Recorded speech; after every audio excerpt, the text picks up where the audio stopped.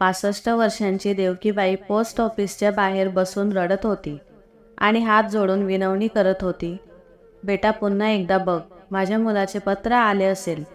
गेल्या 1 महिन्यापासून ती आपल्या मुलाच्या पत्राची वाट पाहत होती. माझा मुलगा मला पत्र पाठवत नाही हे शक्य नाही. मला माझ्या मुलाची खूप आठवण येते, पण महिनाभरापासून त्याच्याकडून काही बातमी आलेली नाही. माझा मुलगा कुठे आहे? तो बरा आहे ना? असे म्हणत ती रडायला लागली. देवकीबाईची अवस्था पाहून सर्व कर्मचाऱ्यांच्या डोळ्यात अश्रू तरळले, पण तिला सत्य सांगण्याची हिंमत कोणाचीच नव्हती. देवकीबाई जवळपास महिनाभर पोस्ट ऑफिसला सतत भेट देत होत्या, या आशेने की आज तिला आपल्या मुलाबद्दल काही बातमी मिळेल, काही पत्र आले असेल. असे नाही की तिच्या मुलाने तिला पत्र पाठवले नव्हते, पण देवकीबाईची आपल्या मुलाबद्दलची तळमळ पाहून तेथील एका कर्मचाऱ्याने ते पत्र लपवून ठेवले, कारण त्यांना सत्य कळले असते तर त्यांचे मन तुटले असते. त्यामुळे ते सर्व कर्मचारी प्रत्येक वेळी खोटं बोलत होते. देवकीबाईचा मुलगा संदीप आपल्या आईची स्वप्ने पूर्ण करण्यासाठी बाहेर कामाला गेला होता. अनेक अडथळ्यांना तोंड देताना त्याने आईला खूप जवळून पाहिलं होतं. त्यामुळे तो मोठा झाल्यावर नेहमी तिचे अश्रू पुसायचा आणि म्हणायचा, आई, आता असे समज की आपले दुःखाचे दिवस गेले. आता मी माझ्या आईला राणीसारखं ठेवीन. आपल्या मुलाच्या तोंडून असे शब्द ऐकून देवकीबाईला खूप आनंद झाला. मग तो दिवस येतो जेव्हा तो आपल्या आईला सोडून परदेशात जातो आणि देवकीबाई आपल्या पुतण्या व त्याची पत्नीसह राहतात. ती तिच्या मुलाची वाट पाहत दिवस पास करते, पण कदाचित नियतीच्या मनात काही वेगळेच असावे. पण हळूहळू ती त्या लोकांवर ओझं बनत चालली होती. एके दिवशी तिचा पुतण्या तिला म्हणाला, काकू, तुला काय वाटलं? संदीप तुला मासिक खर्च पाठवणार नाही आणि तरीही आम्ही तुला आमच्याकडेच ठेवू? अहो, आम्ही इथे वृद्धाश्रम उघडले आहे का? जर त्याने महिन्याचा खर्च पाठवला आणि तुम्ही घरचे काम केले तर आम्हाला इतका त्रास होणार नाही. आता त्याने फार कमी पैसे पाठवायला सुरुवात केली आहे. मग तुम्ही आजारी पडलात तर तुमच्या औषधांचा खर्च कोण उचलणार? असे नयन त्याच्या काकूला सांगतो. देवकीबाई म्हणाली, बेटा नयन, तू कसल्या गोष्टी बोलत आहेस? मी तुझी काकू आहे आणि आजकाल तुझा भाऊ पूर्ण पैसे का पाठवू शकत नाही हे मला माहीत नाही. पण हे बघ, आमच्या वाट्याला असलेल्या सर्व जमिनीचे धान्य तुम्हीच ठेवता आणि माझ्या जागी तुझी आई असती तर तिला घरची कामं करायला लावली असती का? तेव्हा नयनची पत्नी कांता म्हणाली, पुरे झाले. तू माझी सासू नाहीस आणि मी तुझी सेवा करू शकेन. पूर्वी तो वर्षातून 2-3 वेळा तुम्हाला भेटायला यायचा, पण मी त्याला गेल्या 6 महिन्यांपासून पाहते. तो इतके कमी पैसे पाठवतो आणि परतही येत नाही. कुठे मरून गेला का? चांगलं बोल सुनबाई, अशा कसल्या गोष्टी बोलते? अरे देवा, माझे आयुष्य त्याला लाभो. इतके दिवस आईला भेटायलाही न आलेल्या माझ्या मुलावर काय संकट आले तेच कळत नाही. तुम्ही सर्व माझेच आहात, म्हणूनच त्याने मला तुमच्या सर्वांच्या जबाबदारीवर सोडले आहे. माझ्या नवऱ्याला किंवा मला अजून मुलं असती तर मला इतकं ऐकावं लागलं असतं का? नयन म्हणाला, काकू, आता मी तुमच्यासाठी यापेक्षा काही नाही करू शकत. माझ्यावरही माझ्या मुलांबद्दल आणि घराच्या जबाबदाऱ्या आहेत. मी मान्य करतो की माझे आईवडील गेल्यानंतर तुम्ही मला खूप मदत केली, मला शिकवले, पण आता मी यापेक्षा जास्त करू शकणार नाही. देवकीबाई म्हणाली, बेटा तू आता हे केले नाहीस तर मी कुठे जाऊ? कांता म्हणाली, हे म्हातारी, इथून निघून जा. देवकीबाई म्हणाली, पण इथे माझाही वाटा आहे. या घरात तुम्ही आधीच माझ्यावरच्या 2 खोल्या ताब्यात घेतल्या आणि मला खाली या अंधाऱ्या खोलीत पाठवले. आता जर तुम्ही मला इथूनही हाकलून देत असाल तर मी कुठे राहणार? हा निव्वळ अन्याय आहे. माझा मुलगा येत नसेल तर तुम्ही मला फसवाल का? शेजारचे काही लोक बघू लागले तेव्हा नयन कांताला हळूच म्हणाला, कांता, सगळे बघत आहेत. जर काकूला घरात ठेवायचे नसेल तर तिला वरांड्यात सोड आणि तिला खायला प्यायला देऊ नको. ती हळूहळू स्वतःहून मरेल, मग मालमत्ता आपली होईल. मला वाटतं संदीपने शहरात लग्न केले असावे, म्हणूनच तो परतला नाही. कांता म्हणाली, बरं, तो तिथे शहरात मजा करेल आणि मी इथे त्याच्या आईची काळजी घेईन. मी त्यांच्याशी करार केला आहे का? नयन म्हणाला, तुला का समजत नाही? जर तो परत आला नाही तर सर्व काही आपले होईल. कांता म्हणाली, ऐका साहेब, म्हातारी 6 महिने किंवा वर्षभरात मेली नाही तर मी तिला घराबाहेर हाकलून देईल. आता ती घरात राहणार नाही. वरांड्यावर त्यांची खाट लावा. असे बोलून कांत्याने 2 सुक्या भाकरी आणि डाळ देवकीबाईसमोर ठेवली आणि ती तिथून निघून गेली. आणि नयन म्हणाला, काकू, बघ, मी माझ्या बायकोचा राग तुमच्यासाठी सहन करतोय. आणि काही घरगुती काम कर, नाहीतर तुला गंज लागेल. तुझा मुलगा तुला भेटायला येत नाही. एवढे बोलून तोही निघून गेला. दुसऱ्या दिवशी महिन्याची शेवटची तारीख होती. देवकीबाई दाराबाहेर टक लावून बसली होती. तेवढ्यात पोस्टमन समोर आला. काकू, कशी आहेस? हे पैसे घ्या. देवकीबाईंनी डोळ्यातून चष्मा काढला आणि पदराने स्वच्छ केला आणि म्हणाली, बेटा, तू खूप दिवसांनी आलास. पोस्टमन म्हणाला, अम्मा, मी ठीक आहे. आता तुमचा मुलगा पैसे पाठवेल तरच आमच्यापैकी एक जण येईल. आणि असो, आम्ही गावी गेलो होतो. या दरम्यान तुमच्या मुलाने पैसे पाठवले नसावेत, त्यामुळे दुसरा पोस्टमन आला नसावा. देवकीबाई मोठ्या आशेने म्हणाली, बेटा, तू एकदा तरी येशील का? माझ्या मुलाला एकदा तरी माझ्याशी बोलायला लावशील का? पोस्टमनने तिच्याकडे एकटक पाहिले, मग तिचे बोलणे टाळण्याचा प्रयत्न केला आणि म्हणाला, काकू, आज मी तुला तुझ्या मुलाशी बोलायला लावू शकेन, असा अजिबात वेळ नाही. देवकीबाई विनवणी करू लागली, बेटा, मी काय सांगू? सर्वजण म्हणतात की कदाचित माझ्या मुलाचे लग्न झाले असेल, म्हणूनच त्याला आईकडे यायचे नाही. थोडा वेळ बोलू दे, मला खूप बरं वाटेल. पोस्टमन म्हणाला, काकू, प्रत्येक वेळी मला बोलायला लावू नका. असे म्हणत त्याने मोबाईलवर एक नंबर डायल केला आणि म्हणाला, काकू, बोला, पण जास्त वेळ बोलू नका, माझे पैसे कापले जातात. असे म्हणत त्याने मोबाईल देवकीबाईकडे दिला. देवकीबाई मोबाईलवर तिच्या मुलाची तब्येत विचारू लागली. तू मला भेटायला काय येत नाही? सगळेजण सांगतात की तू दुसरीकडे लग्न करून निघून गेला आहेस. त्यांचा मुलगा म्हणतो, आई, चिंता करू नको, मी लवकरच तुला भेटायला येईल. तू स्वतःची काळजी घे. चल आई, मला खूप कामं आहेत, मी फोन ठेवतो, नंतर कॉल करेन. 1 मिनिट बोलून तिचे समाधान झाले. तिच्या सुरकुतलेल्या चेहऱ्यावर हसू पसरले. ती तिची सर्व दुःख विसरून गेली. पोस्टमन म्हणाला, काकू, हे फक्त 1500 रुपये आहे, काळजीपूर्वक पहा. असे म्हणत तिला 100 रुपयांच्या 15 नोटा दिल्या. देवकीबाईंनी त्याला थांबण्याचा इशारा केल्यावर पोस्टमन म्हणाला, आता काय काकू? हे 100 रुपये ठेवा. पोस्टमन म्हणाला, का काकू? त्याने आश्चर्याने पाहिले. देवकीबाई म्हणाली, दर महिन्याला पैसे पाठवण्याबरोबरच तुम्ही मला माझ्या मुलाशी बोलणंही करून देतात. खर्च होत असेल ना? पोस्टमन म्हणाला, अरे नाही, सोडा. तो नकार देत राहिला, पण देवकीबाईंनी जबरदस्तीने 100 रुपये त्याच्या हातात ठेवले. मग कांता बाहेर आली आणि म्हणाली, पोस्टमन भाऊ, त्यांचा मुलगा कमी पैसे पाठवतो की तुम्ही लोक पैसे बदलता की काय? आजच्या जमान्यात 1500 रुपयात काय होते? आणि काकू, जर पैसे पोहोचवण्याचे काम त्यांचे आहे तर तुम्ही टीप का देताय? 100 रुपये परत आणा. पोस्टमनने शांतपणे 100 रुपये कांताला परत केली. तिचा मुलगा कुठे मजा करत असेल कोणाला माहीत. आमच्या डोक्यावर ओझ्याचा गठ्ठा सोडला. असे म्हणत ती देवकीबाईच्या हातातून पैसे घेऊन आत गेली. देवकीबाईची अवस्था पाहून पोस्टमनला खूप वाईट वाटले. तो म्हणाला, काकू, तुम्ही इथे का राहता? दुसरीकडे का जात नाही? ती म्हणाली, बेटा, माझ्याच लोकांना माझे दुःख कधीच समजले नाही, पण अनोळखी असूनही तू माझे दुःख समजून घेण्यास समर्थ आहे. मी इथून कशी जाऊ शकते? उद्या माझा मुलगा मला शोधत इथेच येईल. मी नाही सापडली तर तो दुःखी होईल. आता हे माझे नशीब बनले आहे. माझ्या नशिबात देवाने काय लिहिले आहे ते मला माहीत नाही. पोस्टमनला आशीर्वाद देऊन ती घरात गेली. पोस्टमन थोडं पुढे गेल्यावर कोणीतरी त्याच्या खांद्यावर हात ठेवला.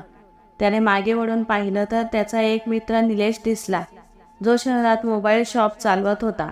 पोस्टमन म्हणाला, अरे निलेश, इकडे कसा आलास? यावेळी तू तुझ्या दुकानात असतो. निलेश म्हणाला, पोस्टमन भाऊ, तुम्ही असे दर महिन्याला का करता? पोस्टमन घाबरून म्हणाला, मी काय केले? निलेश म्हणाला, दर महिन्याला तू तुझ्या खिशातून या वृद्ध आईला पैसे का देतोस? आणि तू मलाही पैसे देतोस आणि मला त्यांचा मुलगा असल्याचे भासवून त्यांच्याशी फोनवर बोलायला लावतोस. पण असे का करतोस? निलेशचा प्रश्न ऐकून पोस्टमनला धक्काच बसला. जणू अचानक त्याचं एक खोटं पकडलं गेलं. पण पुढच्या क्षणात त्यांनी खुलासा केला. निलेश भाऊ, हे पैसे मी त्यांना नाही तर माझ्या आईला देत आहे, हे समजून घ्या. पोस्टमन म्हणाला, त्यांचा मुलगा गुजरातला कमवायला गेला होता. तो त्यांना दर महिन्याला पैसे पाठवत असे. तो मधून त्यांना भेटायलाही येत असे. पण एक दिवस 5 महिन्यांपूर्वी मनी ऑर्डरच्या ऐवजी त्याच्या एका मित्राकडून या वृद्ध आईच्या नावाने पत्र आले. निलेश म्हणाला, पत्र? कसलं? काय लिहिलं होतं त्या पत्रात? पुढे काय झालं ते सांग. निलेशची उत्सुकता वाढली. पोस्टमन म्हणाला, दर महिन्याला या पैशाची वाट पाहणाऱ्या आणि आपल्या मुलाच्या आरोग्याची आशा बाळगणाऱ्या या वृद्ध महिलेला सांगण्याचे धाडस माझ्यात नव्हते की तिच्या मुला संसर्गामुळे जीव गमवावा लागला आहे. आता तो या जगात नाही. निलेशने विचारले, 5 महिन्यांपूर्वी मुलगा मेला का? अरे देवा, बिचाऱ्या बाईला माहीत पण नाही. पण ती तुमची आई नाही, मग तिला पैसे का देता? मला माहीत आहे की तिचे नातेवाईक तिच्याशी नीट बोलत देखील नाही. त्यांना फक्त ही म्हातारी केव्हा मरेल आणि ते तिच्या मालमत्तेचा ताबा कधी घेतील हेच अपेक्षित आहे. माझ्या भावा, आपल्याच लोकांच्या लोभापायी अनेक वृद्ध आईवडिलांची फसवणूक झाली आहे. मग तू आणि मी काय करू शकतो? पोस्टमन म्हणाले, एक काळ असा होता की मी आईला दर महिन्याला पैसे पाठवत असे. पण आता माझी आई राहिली नाही. म्हणून जेव्हा मी त्यांच्याकडे पाहतो तेव्हा मला त्यांच्यामध्ये माझ्या आईची प्रतिमा दिसते. त्यांचे माझ्यावर खूप मोठे कर्ज आहे. पण होय, मी दुसरे काहीही करू शकत नाही. मला फक्त त्यांना 1000-1500 रुपये देऊन त्यांची आशा जिवंत ठेवायची आहे. पोस्टमनकडून पैसे घेतल्यानंतर आणि देवकीबाईचा मुलगा असल्याचं भासवत त्याच्याशी बोलल्यावर निलेशही एका अनोळखी व्यक्तीच्या आईबद्दलच्या आत्मिक प्रेमामुळे भावूक झाला आणि थरथर कापत म्हणाला, मला त्यांच्याशी बोलण्यासाठी पैसे देऊ नका. मी त्यांच्याशी असेच बोलेन. या क्षणिक आनंदाने या गरीब आईचा त्रास संपणार नाही. तुम्हाला काही करायचे असेल तर काही ठोस पावले उचला. काही मदत लागली तर मला कळवा. पोस्टमन घरी गेला आणि पत्नी हेमाला म्हणाला, मी तुला सांगितले नाही, पण गेले 5 महिने मी माझ्या पगारातील काही रक्कम एका वृद्ध आईला देत आहे. असे म्हणत त्याने सगळा प्रकार सांगितला. निलेश भाऊ बरोबर आहे. हा उपाय नाही. आपण त्यांच्यासाठी काहीतरी केले पाहिजे. पोस्टमन म्हणाला, मी काय करू? हेमा म्हणाली, होय, आपली परिस्थिती अशी नाही की आपण त्यांना आपल्याकडे ठेवू, पण वृद्धांसाठी आश्रम आहे. मग त्यांना वृद्धाश्रमात का सोडू नये? निदान त्यांची चांगली काळजी घेतली जाईल. पोस्टमन म्हणाला, त्यांचे कुटुंबीय हे मान्य करतील का? हेमा म्हणाली, ज्यांना लालसेपोटी त्या आईला घराबाहेर काढायचे आहे त्यांच्यासाठी ही सुवर्ण संधी असेल. तू एकदा त्यांच्याशी बोलून बघ. पुढच्या महिन्यात पोस्टमन पैसे द्यायला आला तेव्हा कांताने आधीच हात पुढे केला. पोस्टमन म्हणाला, एवढ्या पैशात त्यांची काळजी घेता येईल का? अहो, काय सांगू या म्हाताऱ्या बाईला. तिचा मुलगा कधी येऊन घेऊन जाईल कुणास ठाऊक. पोस्टमन म्हणाला, मी तुला उपाय सांगतो. हो सांग. पोस्टमन म्हणाला, तुम्ही म्हणाल तर मी त्यांना वृद्धाश्रमात सोडेन, कारण पुढच्या महिन्यापासून त्यांचा मुलगा पैसे पाठवणार नाही असे पत्र त्याच्या मुलाकडून आले आहे. तोपर्यंत नयनही आला. कांताने सगळा प्रकार सांगितला. नयन म्हणाला, पैसे पाठवणार नाही तर इथे कशाला ठेवू? नयनने कांताच्या हातातून ते पैसे घेतले आणि पोस्टमनला दिले आणि म्हणाला, तू हे 1500 रुपये ठेव आणि त्यांना वृद्धाश्रमात टाक. आमच्या घरात हा त्रास नको आहे. कांता देवकीबाईकडे गेली आणि म्हणाली, काकू, तुमचे सामान बांधा. हा पोस्टमन तुम्हाला अशा ठिकाणी टाकेल जिथे तुमचा मुलगा तुम्हाला येऊन भेटेल. माझा संदीप आला आणि मी इथे सापडले नाही तर तो दुःखी होईल. या भीतीने देवकीबाई तिथून निघायला तयार नव्हते. पोस्टमन समजावू लागला, काकू, तुम्हाला माझ्यावर विश्वास आहे ना? देवकीबाईंनी थोडा वेळ विचार केला आणि म्हणाले की माझ्या मुलानंतर तूच माझी तब्येत विचारली. पोस्टमन म्हणाला, काकू, माझ्यावर विश्वास ठेवा आणि चला. असे म्हणत त्याने देवकीबाईचा हात धरला व तिला वृद्धाश्रमात नेण्याऐवजी घरी नेले. तिकडे गेल्यावर पोस्टमनने काहीही लपवले नाही. आणि त्यांची काळजी घेण्यासाठी एक मोलकरीण ठेवली. तिला संपूर्ण हकीकत सांगितली. त्या फक्त आशेवरच जिवंत असल्याचे सांगितले. त्यांच्या आशा मोडू नयेत अशी माझी इच्छा आहे. फक्त त्यांची काळजी घ्या. आता दर महिन्याच्या शेवटच्या तारखेला जेव्हा पोस्टमन त्यांना भेटायला यायचा आणि पैसे द्यायचा, तेव्हा ती त्याचे डोळे वाचायचा प्रयत्न करायची. आईच्या नजरेतून काही कसे लपवता येईल. देवकीबाई म्हणाली, मी तुला एक गोष्ट विचारू का? तू मला खरं सांगशील का? पोस्टमन म्हणाला, हो हो काकू, सांग ना. ती म्हणाली, खोटं बोलू नकोस. पोस्टमन म्हणाला, काकू सांगा, मी खरं बोलेन. देवकीबाई म्हणाल्या, माझ्या मुलाला काही झालंय का? तो कधीच परत येणार नाही का? बेटा, माझे शरीर आता मला ओझे वाटू लागले आहे, पण माझे मन त्याची वाट पाहत असते. जर तुम्ही मला खरे सांगाल तर मी मुक्त होईन. तुझा उपकार मी आयुष्यभर विसरणार नाही. कारण जिथे वर्षानुवर्षे लोभापोटी मला माझ्याच लोकांकडून फसवले गेले, तिथे अनोळखी असूनही तू मला साथ दिलीस. फक्त खरं सांग. पोस्टमनच्या डोळ्यातून पाणी आले. तो देवकीबाईचा हात धरून म्हणाला, काकू मला माफ करा. मी कुठेतरी लोभीच झालो होतो. गेल्या वर्षी माझ्या आईचे निधन झाले. मी तिच्यासाठी काही करू शकलो नाही. पण जेव्हा मी तुम्हाला पाहिले तेव्हा मला तुमच्यात माझी आई दिसली. मला तुम्हाला गमवायचे नव्हते, म्हणूनच मी इतके दिवस तुमच्याशी खोटे बोलत होतो. देवकीबाईंना सर्व समजले. तिच्या डोळ्यातून अश्रू वाहू लागले. पोस्टमन म्हणाला, आई मला माफ कर, असे म्हणत तोही रडू लागला. देवकीबाई म्हणाली, काही हरकत नाही बेटा, त्यात तुझा दोष नाही. तुला फक्त माझं भलंच हवं होतं. पण दुःखाची गोष्ट म्हणजे माझ्या जवळच्या लोकांनी मला इतका त्रास दिला की मला वेदनाही होत नाही. देव माझ्या मुलाच्या आत्म्याला शांती देवो. मला फक्त एवढंच वाटतं की माझ्या मृत्यूनंतर माझ्यासारख्या आईला इतकं दुःख नको. पोस्टमन म्हणाला, काकू आता मी तुम्हाला कोणताही त्रास होऊ देणार नाही. देवकीबाई म्हणाली, बेटा तू माझ्यासाठी खूप काही केले आहेस. आता खरंच तू मला वृद्धाश्रमात सोड. पोस्टमन म्हणतो, काकू हा मुलगा असताना तुम्ही वृद्धाश्रमात जाणार नाही. मग मला माझे कर्तव्य पूर्ण करण्याची संधी द्या. लहानपणी तुम्ही लोकांनी माझ्यावर खूप उपकार केलेत. देवकीबाईंनी आश्चर्याने विचारले, तू कोण आहेस बेटा? मी तुझ्यावर काय उपकार केलेत? पोस्टमन म्हणाला, काकू तुम्हाला आठवते का तो लहान मुलगा पंकज ज्याचा जीव तुम्ही आणि काकांनी वाचवला होता? एके दिवशी मी शाळेतून येत असताना रस्ता ओलांडण्यासाठी उभा राहिलो. पुन्हा पुन्हा रस्ता ओलांडण्याचा प्रयत्न करत होतो, पण रस्ता ओलांडता येत नव्हता. कुणीतरी गाडी आपल्याला धडकेल अशी भीती त्याला वाटत होती. तेवढ्यात तिथे उभ्या असलेल्या एका वृद्ध आजोबांची त्याच्यावर नजर पडली आणि ते त्याच्या जवळ आले. प्रेमाने म्हणाले, बेटा घाबरू नकोस. मुलांना पकडणारा मी नाही. माझा हात धर आणि चल, मी तुला रस्त्याच्या त्या बाजूला सोडतो. पंकज सुरुवातीला घाबरला, पण आजोबांच्या वारंवार सांगण्यावरून त्याने होकार दिला आणि हात धरून रस्ता पार केला. म्हाताऱ्या बाबांनी त्याच्या डोक्यावर प्रेमाने हात ठेवून त्याच्यावर खूप प्रेम केले आणि आशीर्वादही दिला. पंकजला आयुष्यात पहिल्यांदाच इतकं प्रेम मिळालं. तो खूप आनंदी झाला आणि म्हणाला, आजोबा मला रस्ता क्रॉस करून दिल्याबद्दल आणि माझ्यावर खूप प्रेम केल्याबद्दल तुमचे खूप खूप आभार. आता मी घरी जात आहे. माझी आई वाट पाहत असेल. उद्या पुन्हा भेटू. बाय बाय बाबा. लहानग्या पंकजचे बोलणे ऐकून कैलासचे डोळे भरून आले, पण तो बराच वेळ त्याच्याकडे बघत राहिला.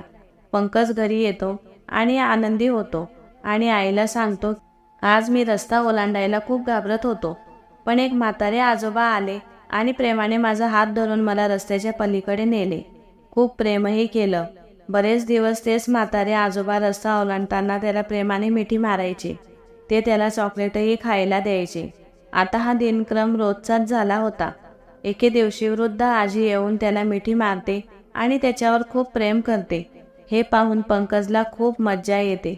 देवकीबाई त्याच्या आवडीचे जेवण बनवते व त्याला स्वतःच्या हाताने खाऊ घालते. वयोवृद्ध जोडप्याशी त्याचे चांगले जमत होते. पंकज घरी येतो आणि आईला सांगतो की आई, मी आज त्या वृद्ध आजोबांच्या घरी गेलो होतो. ते लोक खूप छान आहेत. ते माझ्यावर खूप प्रेम करतात आणि मी देखील त्यांच्यावर खूप प्रेम करतो. आई, मी तुला त्यांची ओळख करून देतो. आपल्या मुलाचे म्हणणे ऐकून आई त्यांना भेटायला आतुर होते. शेवटी तिलाही जाणून घ्यायचे होते ते कोणत्या प्रकारचे लोक आहेत. ती पंकजला म्हणाली, उद्या मी त्यांना भेटायला येते. मुलगा आनंदाने उड्या मारू लागला. सकाळ होताच तो तयार होतो आणि आपल्या आई वडिलांसह कैलासच्या घरी पोहोचतो आणि त्याच्या आईची ओळख करून देतो. पंकजच्या आईला त्यांना भेटून खूप आनंद झाला. सविता देवकीबाईंना तिच्या मुलांबद्दल विचारतात तेव्हा देवकीबाईच्या डोळ्यात अश्रू येतात आणि ते दुःखी होतात. रडत रडत सांगतात की त्यांना मुलबाळ नाही. रडत रडत ती म्हणते की मी मुलांसाठी कोणत्या दवाखान्यात गेले नाही, कुठे कुठे नवस केला नाही, सर्व देवी देवतांची पूजा केली, पण तरीही देव प्रसन्न झाला नाही. माझ्या पूजेत काय कमी होते माहीत नाही की माझी जोडी अजून भरली नाही. तेव्हापासून माझा देवावरील सर्व विश्वास उडाला आहे. देव देवता नाहीत, सर्व दांभिक आणि फसवणूक आहे. तेव्हापासून आम्ही सर्व पूजा बंद केल्या आहेत. देवकीबाईची व्यथा ऐकून सविता त्यांचे अश्रू पुसते आणि म्हणाली, ताई आता रडू नकोस. पंकजही तुझ्या मुलासारखा आहे. तो रोज तुला भेटायला येईल. तुम्हीही त्याचे आईवडील आहात. तुमचे दोघांचेही नाते आहे. आता पंकजचे तुम्हा लोकांसोबत खूप चांगले जमले आहे. सविताकडून हे ऐकून देवकीबाईंना खूप आनंद झाला. मग पंकज स्वतःच्या घरापेक्षा देवकीबाईच्या घरात जास्त राहत असे आणि देवकीबाई आणि कैलास पण खूप खुश होते. एके दिवशी त्यांना कळते की देवकीबाई आई होणार आहे. त्यांच्या आनंदाला पारावार उरला नाही. इतक्या वर्षात जे घडलं नव्हतं ते आज घडलं. कालांतराने देवकीबाईंनी एका सुंदर मुलाला जन्म दिला. दोघेही खूप खुश होते. पण पंकजच्या वडिलांना नोकरीमुळे कुटुंबासह दुसऱ्या शहरात जावे लागले. त्यानंतर ती पंकजला भेटली नाही. पण जेव्हा पंकजला नोकरी लागली आणि तो पोस्टमन म्हणून त्या पत्त्यावर पोहोचला तेव्हा तिथे देवकीबाईंना पाहून त्याचे डोळे भरून आले आणि तेव्हा त्याला कळले की त्यांचा मुलगा या जगात नाही. हे कळल्यावर त्यांनी पुत्र होऊन आपले कर्तव्य पार पाडले. पंकजचे बोलणे ऐकून देवकीबाई रडू लागल्या आणि त्याला मिठी मारली. तू खरंच तोच छोटा पंकज आहेस ना? देवकीबाई विचारू लागली. हो काकू, मी तुमचा तोच पंकज आहे.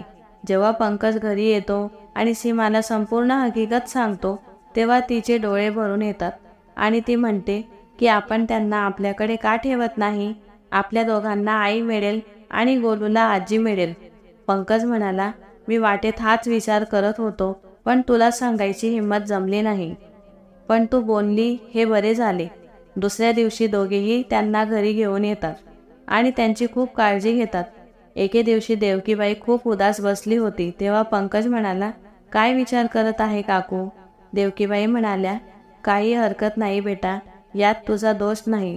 तू फक्त मला मदत केलीस की माझ्या मृत्यूनंतर माझ्यासारख्या आईला एवढा त्रास होऊ नये. पंकज म्हणाला, आईस तूच सांग, तुझ्यासाठी काय करू शकतो? देवकीबाई म्हणाली, मला माझ्या मुलाच्या स्मरणार्थ वृद्धाश्रमातील रहिवाशांना मदत करायची आहे. जर तुम्ही माझी ओळख वकिलाशी करून दिली तर मला माझी मालमत्ता वृद्धाश्रमात हस्तांतरित करता येईल. यासाठी मला माझ्या नातेवाईकांकडून माझे हक्क घ्यावे लागतील. पंकजने वृद्धाश्रमातील काही लोकांशी बोलून काही आश्रमात जाऊन देवकीबाईची कहाणी सांगितली. तेव्हा एक सरकारी वकील त्यांच्या मदतीस आला. नयन आणि कांता यांना न्यायालयाची नोटीस मिळाली. एवढ्या दिवसासाठी आम्ही तुम्हाला वाढवत होतो. आता तुझा मुलगाही राहिला नाही. मग तू या संपत्तीचे काय करणार? या पोस्टमनला देणार का? देवकीबाईने कांताला जोरात चापट मारली आणि म्हणाली, तू माझीच होतीस, पण लालसेपोटी तू मला सांभाळले नाही. हा गरीब माणूस अनोळखी आहे आणि त्याने मला मदत केली. जर त्याला घ्यायचे असेल तर मी त्याला सर्व मालमत्ता देईल. पण बघा तो किती निस्वार्थी आहे. आजपर्यंत त्याने मला मदत केली आहे आणि ही मालमत्ता माझ्या मुलाच्या वाट्याची असेल तर ती त्याच्या नावावर होईल. यावर तुमचा अधिकार नाही. कांता आणि नयन यांच्यावर संपूर्ण गावात टीका झाली आणि त्यांच्या नातेवाईकांनी त्यांच्याशी असलेले नाते तोडले. देवकीबाईला न्याय मिळाला. अर्ध्या पैशात त्यांनी वृद्धाश्रमाच्या 4 खोल्या बांधल्या, ज्याचे तिने संदीप असे नाव ठेवले, आणि अर्धे पैसे पंकजला आणि सीमाला दिले. त्या दिवशी देवकीबाईच्या चेहऱ्यावर समाधानाचे भाव होते. देवकीबाईंनी तिचे कानातले काढले आणि सीमाला दिले आणि म्हणाली, मला माझ्या मुलाचे लग्न करण्यात खूप रस होता, पण काही फरक पडत नाही. तू पण माझ्या सोनेसारखी आहेस. ही माझी शेवटची खूण मानून ती ठेवा आणि दोघांनाही शपथ दिली की आता तुम्ही सर्वांनी मला इथे सोडून जा. मला माझ्या मुलाच्या स्मरणात राहायचे आहे आणि तुम्ही लोक इथे येऊ नका, नाहीतर तुमच्यापासून वेगळे होण्याचे दुःख मी सहन करू शकणार नाही. पण पंकज आणि सीमाला ते काही पटत नव्हतं. ते तिच्यासाठी रोज जेवण आणायचे आणि तासनतास तिच्यासोबत घालवायचे. तब्बल 6 महिन्यानंतर पंकजला आश्रमातून फोन आला की देवकीबाईंनी काल रात्री अखेरचा श्वास घेतला. त्या दिवशी पंकज खूप रडला आणि बायकोला म्हणाला, आई गेल्यानंतर त्याला आईचं प्रेम मिळत होतं, पण तिनेही माझी साथ सोडली. सीमा म्हणाली, आता त्यांची तपश्चर्या संपली. हेही बघ. ओळखीच्या लोकांकडून तिची कशी फसवणूक झाली, पण तिला तुमची जवळीक वाटली, म्हणून आता तिथे जाऊन आपले शेवटचे कर्तव्य पार पाडा. पंकजने जाऊन देवकीबाईचे अंत्यसंस्कार केले आणि ओल्या डोळ्यांनी त्यांना श्रद्धांजली वाहिली, जो समाजासाठी संदेश देणारा ठरला. ही कथा आवडली असेल तर लाईक करा. धन्यवाद.